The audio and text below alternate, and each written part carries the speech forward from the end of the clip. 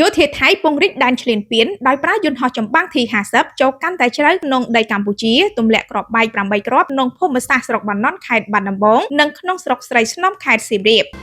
បើតាមអ្នកនាំពាក្យក្រសួងការពារជាតិនៅព្រឹកថ្ងៃទី24ខែធ្នូនេះបានឲ្យដឹងថាចាប់ពីព្រឹករហូតមកដល់វេលាម៉ោងថ្ងៃត្រង់យោធាថៃបានប្រើយន្តហោះចម្បាំង T-50 របស់ប្រទេសកូរ៉េពង្រីកដែនឈ្លានពានចូលកាន់តែជ្រៅក្នុងដីកម្ពុជាទម្លាក់គ្រាប់បែក8គ្រាប់នៅក្នុងភូមិសាស្ត្រស្រុកបាណន់ខេត្តបាត់ដំបងនិងក្នុងស្រុកស្រីស្នំដែលជាភូមិមានប្រជាជនកំពុងរស់នៅសកម្មភាពខាងលើជាការវាយប្រហារដល់កម្រាលដោយមិនរើសគោលដៅរបស់យោធាថៃជាការរំលោភបំពានច្បាប់អន្តរជាតិយ៉ាងធ្ងន់ធ្ងរខណៈការឈ្លានពានរបស់យោធាថៃមកលើដែនអធិបតេយ្យភាពកម្ពុជាឈានចូលថ្ងៃទី18ហើយបើយោងតាមក្រសួងការពារជាតិបានឲ្យដឹងពីទង្វើរបស់យោធាថៃនៅតែបន្តធ្វើសកម្មភាពបាញ់ប្រហារចូលទីតាំងប្រជាជនស៊ីវិលកម្ពុជានិងហេដ្ឋារចនាសម្ព័ន្ធស៊ីវិលនៅយុទ្ធភូមិភាគទី5គិតត្រឹមថ្ងៃទី24ធ្នូនេះគឺមានរយៈពេល18ថ្ងៃហើយដែលថៃបានចូលឈ្លានពានកម្ពុជាហើយអ្វីដែលគួរឲ្យកត់សម្គាល់នោះគឺពួកគេបានប្រើសភាវុធកាន់តែទំនើបនិងវាយប្រហារមិនរើសគោលដៅជាក់ស្ដែងនៅម៉ោង7:00នាទីកម្លាំងថ្មើរជើងរបស់យោធាថៃអម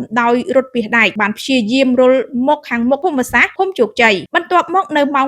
9:40នាទីព្រឹកនៅថ្ងៃទី24ធ្នូបណ្ដាលឲ្យពលរដ្ឋស៊ីវិល2នាក់បានរងរបួសក្រោយមកយោធាថៃក៏បានបាញ់ផ្លោងមួយគ្រាប់ចូលក្នុងភូមិសាស្ត្រកូនត្រីស្រុកអូជ្រៅខេត្តបន្ទាយមានជ័យជិតផ្លូវជាតិលេខ5នៅម៉ោង10:00នាទីយោធាថៃបានប្រើប្រាស់យន្តហោះចម្បាំងប្រភេទ T-50 ទម្លាក់គ្រាប់បែកចំនួន4គ្រាប់ចូលក្នុងភូមិដែលមានប្រជាជនកំពុងរស់នៅចូលជ្រៅក្នុងដែនអធិបតេយ្យកម្ពុជាស្ថិតនៅក្នុងភូមិសាស្ត្រស្រុកបាណន់ខេត្តបាត់ដំបងបន្ទាប់មកនៅម៉ោង11:00នាទីយោធាថៃបានបន្តប្រើប្រាស់យន្តហោះចម្បាំង T-50TH ទម្លាក់ចំនួន4គ្រាប់ចូលក្នុងភូមិសាស្ត្រស្រុកស្រីស្នំខេត្តសៀមរាបបន្ថែមទៀតចំពោះស្ថានភាពនៅទីតាំងមួយចំនួនមានសភាពស្ងប់ស្ងាត់ខណៈនៅតាមទីតាំងមួយចំនួនក្នុងយុទ្ធភូមិភាគទី4យោធាថៃនៅបន្តសកម្មភាពវាយប្រហារមកលើដែនអធិបតេយ្យកម្ពុជានៅឡើយប៉ុន្តែកងកម្លាំងកម្ពុជាបាននឹងបន្តតាមដានយ៉ាងយកចិត្តទុកដាក់និងឈរជើងយ៉ាងរឹងមាំស្វែងរកមូលមុតនិងប្រុងប្រយ័ត្នខ្ពស់ជានិច្ចក្នុងការបំពេញតួនាទីរបស់ខ្លួនដើម្បីការពារបូរណភាពទឹកដីរបស់កម្ពុជានិងសេចក្តីថ្លៃថ្នូររបស់យើងដោយអង្គអាចក្លាហានដោយមិនងាករាយជាដាច់ខាតទោះក្នុងតម្លៃណាក៏ដោយសកម្មភាពខាងលើជាការវាយប្រហារដល់កម្រោលដោយមិនរើសគោលដៅរបស់យោធាថៃ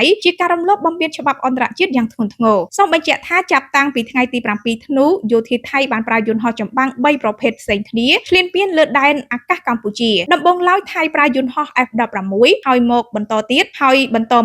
ប្រើ Gripen នាព្រឹកនេះយោធាថៃប្រើយន្តហោះ T-50TH ដែលបានទិញពីកូរ៉េខាងត្បូងទម្លាក់គ្រាប់4គ្រាប់ចូលស្រុកបាណន់ខេត្តបាត់ដំបងម៉ោង11:00នាទីព្រឹកនេះយោធាថៃបានប្រើប្រាស់យន្តហោះចម្បាំង T-50TH ទម្លាក់ចំនួន4គ្រាប់ចូលក្នុងភូមិសាស្ត្រស្រុកស្រីស្នំខេត្តសៀមរាប